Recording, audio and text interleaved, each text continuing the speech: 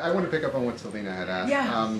Look, I know you said that you don't want to get into specifics, but just want to make sure we understand you and we're clear. You did say that Israel has not provided a comprehensive plan to invade Rafah. However, our reporting and reportings of others has suggested that they have briefed the White House on a plan. So what you're saying, by not saying comprehensive, you're saying that you have a plan, but you just don't think it's good enough. What I can say is that they have certainly, there's been conversations that have happened over the last 2 virtual meetings. And what I can say is we have been clear on our position. We continue to be clear on our position. We've expressed our concerns with a major ground invasion in Rafah. We've been very clear about that, which would have significant risk against civilian casualties. And outlined an alternative course of action. We have done that for them, outlined an alternative course of action for Israel to dismantle Hamas. So you could imagine, that there's been some back and forth on that. And so, we believe Israel will take our concerns on board. They will take our accounts into consideration as they plan their next operations. And so we'll continue to have these conversations. We'll continue to have these conversations. Could this be a tactic on the part of Israel to try and pressure Hamas to take the field? That's literally something for Israel to speak to. I cannot speak to their tactics. I cannot speak to their plan. I will say and reiterate that we are working very hard to get a hostage deal, obviously. And actually, what I will say is the Hamas has that deal. That is on the table. They need to take that deal. And you've seen us be very clear about that. You've heard from the Secretary Blinken this week, and so we need that hostage deal so that that could lead us to a ceasefire that can get those hostages home, including American hostages. And so we think it's important to get that done. But there is a hostage deal. It's on the table. Hamas needs to take it. On a separate topic, well, sort of similar topic, but. Yep. One of the recipients today of the Presidential Medal of Freedom will be Congressman Jim Clyburn.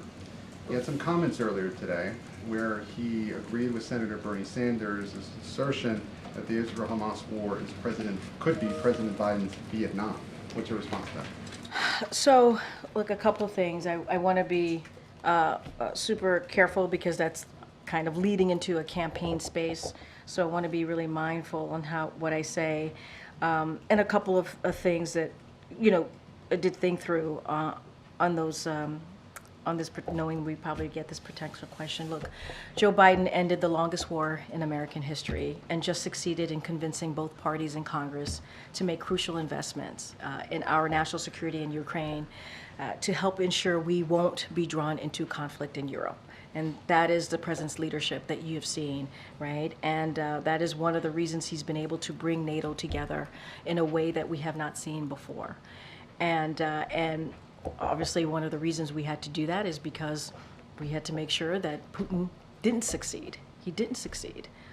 And so the president has been taking action, obviously, on that for the past more than 2 years.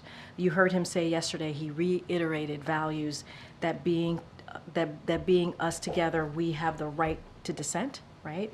But it must be peaceful. It must be peaceful, and anti-Semitism is horrid.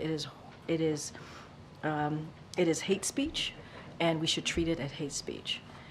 And there is overwhelming support for his agenda, whether it's having, rich special interests pay their fair share. If you think about what the president's been fighting for, especially dealing with Congress, making sure that the billionaires and corporation pay their fair share, and making sure that we're building an economy that helps everyone, that doesn't leave anyone behind.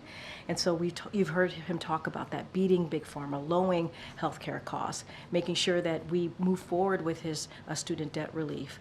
And so those are things that the president and those agendas are incredibly popular. And so he's going to continue to do that work.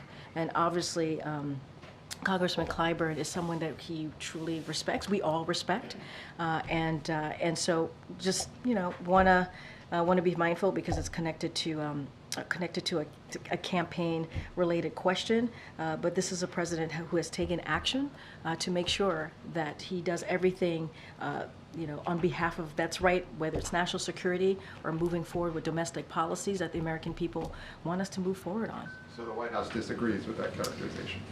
Look, I think I just laid out what we believe we have been able to accomplish here in the more than 3 years in this administration. I think they have their opinions, and they're allowed to their opinions, and we respect what their opinions on this.